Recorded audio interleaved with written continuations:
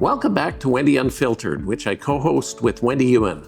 This episode is called Thriving in the Canadian Export Market. My name is Charlie Smith, and I've been a BC journalist for more than 30 years. My co-host, Wendy, is a successful entrepreneur, community leader, and former federal and provincial political candidate. She came to Canada more than 40 years ago from China with just $50 in her pocket. Wendy came on a CETA scholarship. In the early 2000s, her company, Bradley Pacific Enterprises, was nominated as one of BC's top 25 exporters. Today, we're going to discuss how that happened. It's so nice to be back with you, Wendy. Thanks, Charlie. I'm really looking forward to this episode. Yeah, me too. Sometimes people who succeed in business have very humble beginnings. And I think of the Canadian billionaire Jimmy Pattison as one example. Another is Oprah Winfrey. You came to Canada with just $50. How did you get your start? Oh, thanks for asking, Charlie. I actually went through a lot of hardship at the beginning. For example, I worked as a waitress in the summer. Did you know that? That was when the scholarship was not available. I wasn't even very good at the beginning. I didn't even know how the credit card machine worked. I remember one time I gave the merchant copy to the customer, not the customer copy. So the restaurant owner received no money. That was a loss of about $80 and the owner was very unhappy. So, what I ended up doing, I offered to work the next 3 days for free. I also gave up all my tips to the other waitresses and waiters. Very, very generous, but it's also really rough. Even after I returned to Montreal with a master's degree, it wasn't really easy. Believe it or not, I worked as a babysitter for $20 a day. $20 a day with a master's degree? Are you kidding me? Yes, as a babysitter. It was, I remember the place where I had to go to babysit was very far from my home. And every day I took 2 buses to get there. Yeah, I can only imagine. Montreal, it's very vast when you include the metropolitan region. That's right. Many jobs required French at the time, right? And it was Montreal after all. And I could not speak a lot of French at the time back then. Yeah, I'm sure it's a difficult language to learn. Now, tell me more about the babysitting job. Oh, I had to take care of 2 Indo-Canadian girls. One was a baby, not even 1 year old. The other was about 2 years old. I had to change the younger one's diapers. I didn't know how disposable diapers work because people used cloth diapers in China when I grew up. And the couple owned a jewelry shop. And every day they left early for work and they would come back home very late. So I was like a nanny working long hours. And I also had to clean the house. I would wipe furniture and so on, I remember. And, their house was really big. And there was a basement and an upstairs. It was really a tiring job. The woman of the house was very, very strict. Oh, I'm sorry to hear that. I think of you back, you're young, you're from China, you have a master's degree, you've got all these dreams, and you're doing all of this just for $20. And I had to bring my own lunch too, I remember one time I was sniffing a bit, but not that sick. So I still went to work. And a few days later, the mother called. She was furious on the phone. She said that I infected her children and she docked 3 days' pay. And she fired me too. That's terrible. Where's employment standards? I didn't know better back then because I was so young and naive, but I needed the money. I was out $60. And one of those days was my birthday too. I called her husband, I remember, and he agreed to pay me $20 for the day. That was my birthday.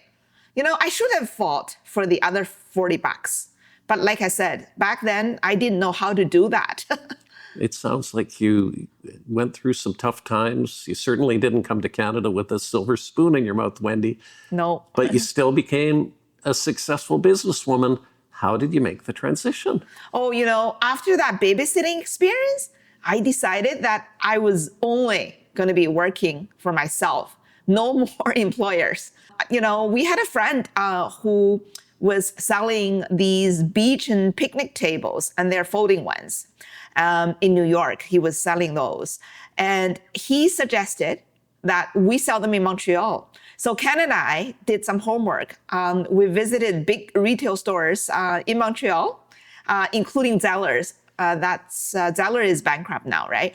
And the ones, at Zellers were selling for $129 retail. Then we figured, our cost after shipping and customs clearance was only $39. That's a huge difference. It makes me think about Zellers. They always said the slogan was the lowest price is the law, but clearly you were in a position to undercut them. I know. So, obviously we could have a great profit margin if we sold them at a retail price, right? So Ken and I put our money together and we ordered a whole container. A whole container of picnic and beach folding tables? Yeah. Where would you put them? We offloaded them at Ken's brother's garage, and I was literally offloading them together with Ken and his brother. I ended up having lots of bruises on my legs because I was wearing shorts because it was summertime. And then we leased a tiny little space at a public market, which was open 7 days a week. What a story. How did you guys do when you finally started selling the chairs? Or the tables? Folding tables. We did incredibly well. We sold $36,000 worth of these folding tables. And that was just 4 months in the summer. It beat babysitting. And guess what? Here's something else that's really interesting. One day, I saw the couple I was babysitting for in the same market. And guess what? I found out that their jewelry shop was in the same market. What a small world, and what a coincidence. That's like, what are the chances of that happening? Absolutely. I was so surprised. So I went to say hi. I was feeling very proud because I was my own boss, having my own booth in the same market as they were at. And I never had to work for them. That's great. But how did they react when they saw you? Oh, I remember the look of surprise on the couple's faces. That experience gave me a lot of confidence. It also gave us the initial working capital to go into the computer business. Wow. These are amazing stories, Wendy. I can imagine how much you guys enjoyed this great sales outcome, $36,000 in sales. I also recall in our last episode, you spoke about selling European steel to a company headed by one of your former students, and he was in Shenzhen. And as I hear your stories now, you showed great determination in Montreal and in closing that deal in China. That was really the first time I dealt with a large export contract. Hard work really paid off. In the coming years, the export business took off rapidly. So was this after you moved to BC and did the reverse takeover of a listed company? Yes. After we closed the computer business in Montreal, we moved our company to Vancouver in 1994. We did a reverse takeover of a venture capital company on the old Vancouver Stock Exchange. We also expanded our international trade and export business, meanwhile, in a major way. That's so interesting. You must have been incredibly busy. Yes, very, very busy. BC has products that are in demand around the world, especially in the Pacific Rim countries. They need pulp and paper, lumber, sulfur, and newsprint, just to name a few. Opportunities were all around us. When opportunity knocks, you answer the door. Ken was taking care of the venture capital business, and I focused on expanding our export business. The two of you had so much going on, you were becoming business moguls. How were you able to do all of this? You also had a son. I know life was really, really busy. We had, good credit history, thank God, with many companies since the founding of our company, which was 1988. We also had a great credit history with some major Canadian and Chinese banks, especially after the steel transaction. I knew that BC also has a unique Pacific Gateway advantage, right? Yeah, this is what I appreciate is you were able to see that and capitalize on that before many people fully became conscious of it.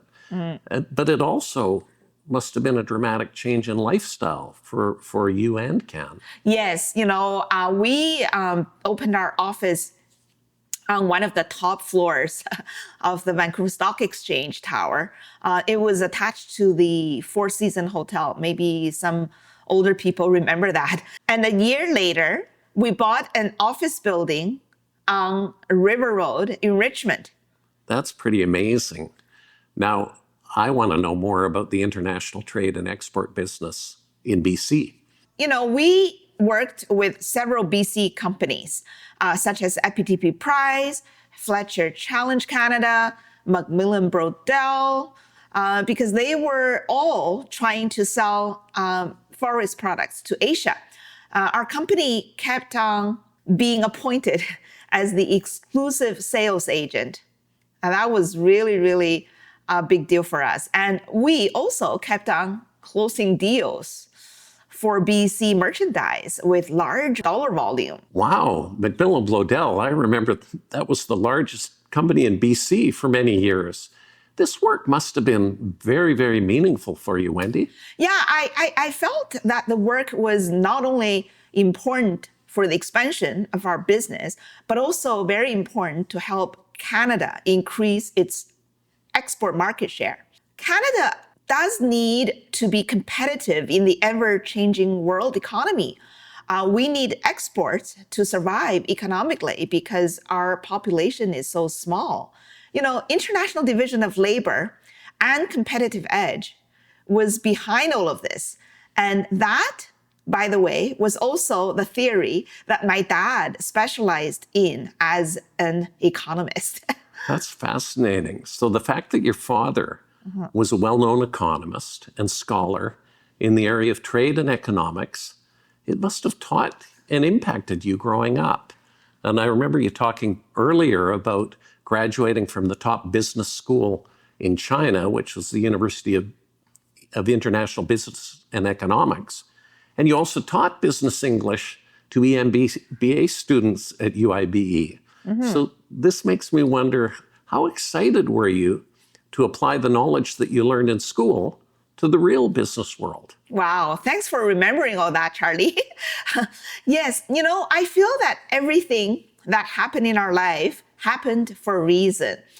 I'm so glad that I finally had the opportunity to apply what I learned at school and from my father to my business. I'm so glad. And finally, I felt I could seize these opportunities and thrive in the real business world. It was so much fun, Charlie. And through this work, I also felt that I was helping Canadian families put food on the table. It was truly meaningful.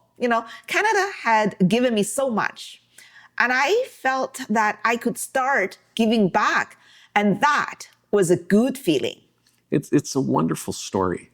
And as I hear you speaking, you had the language skills, you had the business knowledge, and you also had the business experience on the ground earlier to thrive. And now, this is what I wonder about. Canada's trying to expand its exports to Asia. Prime Minister Mark Carney wants to diversify our economy so it's less dependent on the United States. So it really seems especially timely to talk about this issue with you, Wendy. Yeah, no, thanks for your kind words, Charlie. Absolutely. I was going to talk about some major business dealings that we had with some major American companies, such as Chevron. But given the trade climate, I'd rather just talk about my export business experience with Canadian companies. Well, that was very patriotic of you, Wendy. Yeah. We can go back to Chevron in a future episode. Okay, so many people know me from politics, but they're probably not aware of all the things I've done in business. I spent a great deal of time and energy promoting and selling Canadian products into Asian markets. And clearly you succeeded. You're so kind. I've been really blessed, and we've been very lucky, Well, this raises a question in many viewers' minds, I think, is what lessons did you draw from your export work? I honestly believe that every business is different, but in the export business, you must understand what the client truly wants. You need to know their financial capacities and their purchasing power. Most importantly, you have to know how trustworthy they are as human beings, as well as their business track record. Wendy, that's really interesting, especially in light of Canada's drive to be, we're a trading nation. But now I want to know, what must you know about the sellers? Oh, by the same token, you do have to understand the seller's actual needs and their sales track records and how much they depend on you to help close the deal. Very, very important. It's really about understanding the business and the people you're dealing with. And you need good negotiation skills. Don't ever forget that. Yeah, you need it in everything. Yeah. But back in the 1990s and early 2000s, the forest industry and the mining industry were very male-dominated. And what did you have to do as a woman to earn their respect and to be taken seriously as an equal, Wendy? Oh, that's $1 million question, Charlie. You're right. Women are often not treated equally in business. And often we have to fight for respect. I knew I had to work harder than most men to prove I could do the job.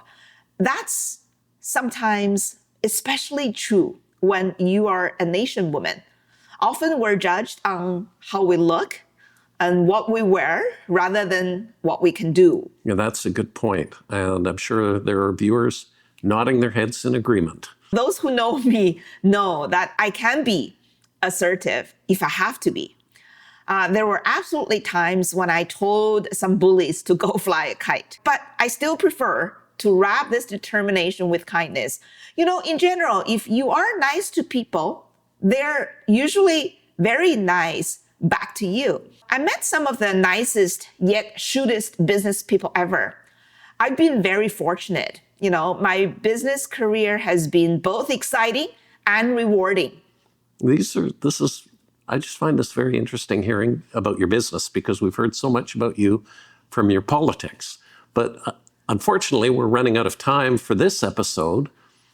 So with everything you were doing and all of your networking and business awards that your company was receiving, I gather you came to the attention of federal and provincial officials.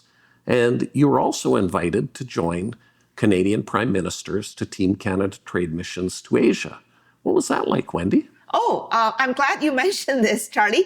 Yes, I went on 2 Team Canada trade missions, one with Prime Minister John Chrétien and another one with Prime Minister Paul Martin. On these trade missions, I signed major agreements to export Canadian goods to Asia that led to lots of work later on.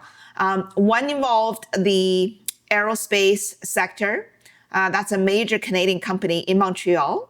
And the other involved a major BC forestry company as a supplier, which all led to real sales at later dates. So with these experiences and your successful track record in business, I'm guessing that's what led you into the world of politics and fundraising. You're on the right track, Charlie. Well, that's a perfect springboard, Wendy, for our next episode. And I'm quite looking forward to the next installment of Wendy Unfiltered. Oh, thank you, Charlie, for giving me this opportunity to share these stories. It's been a lot of fun. Yeah, I've totally enjoyed chatting with you too. The stories are amazing. And thanks to everyone who has tuned in to this episode of Wendy Unfiltered. I'm Charlie Smith, and my co-host is Wendy Yuan. If you like what you see on Wendy Unfiltered, subscribe to the podcast and tell your friends. You can also follow this podcast on social media channels listed below. And I hope you can join us for our next bi-weekly episode. That's when Wendy will share some of the untold stories from the world of politics. Until then, take care.